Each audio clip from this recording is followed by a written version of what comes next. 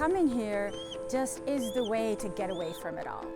You know, you drive 20 minutes from Phoenix, this big metropolis, and you come here and you're just in a whole different world. The sounds, the sights, you know, just watching the wildlife and the wild horses is an amazing thing, and we're just lucky that we still have that here. I find it very healing. The world is in so much chaos, and just being here, it's so tranquil.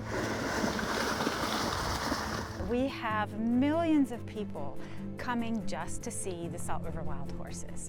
They've become a little bit famous, and it's just amazing when you see these animals in their natural habitat and you watch their beautiful herd dynamics. It's kind of interesting because you're like stepping back in time, being in nature, and just seeing something that is actually free to roam is pretty few and far between, as most lands are so, you know, overly controlled these days. So, and then I also enjoy the, you know, obviously the challenge of trying to capture it all.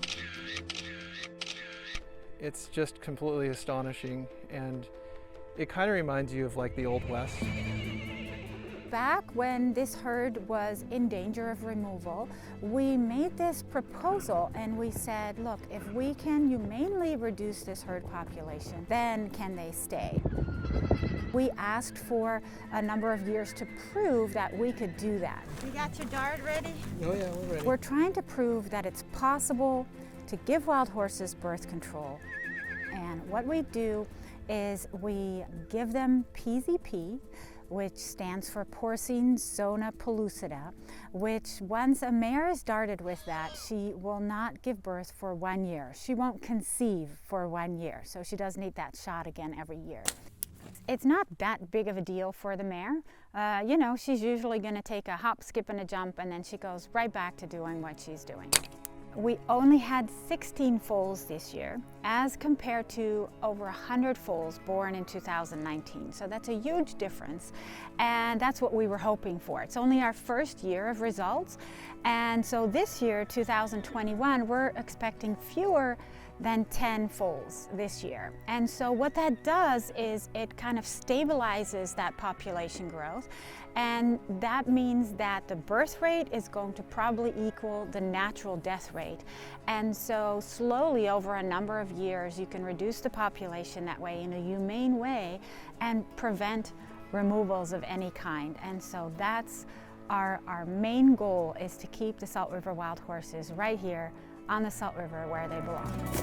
The Salt River Wild Horse Management Group is a nonprofit. Count all the strings so we make sure we get those back. We don't get any grants or funds from the government.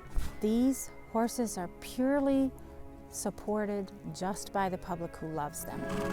Managing wild horses is multi-dimensional. Yeah, just go right through here. So we have several different programs. For example, we have a feed program, which is highly necessary right now with this drought to get them through this difficult time. Well, normally it's about 10 to 15 minutes to feed 160 horses.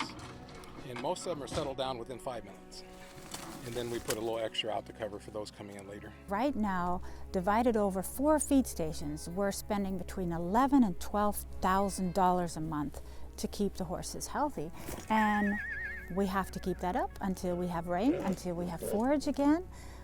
Because last year by this time, the forest was beautiful and green. We really hope that the public continues to support us, because it's tough to make ends meet to feed all of the Salt River wild horses. It is because of government agreements and the great partnership we have with the Arizona Department of Agriculture that these horses are still here. Aren't we lucky that we still get to see this here in Arizona, and that all of the public, you know, can know that they'll be preserved for future generations of Arizonans to see.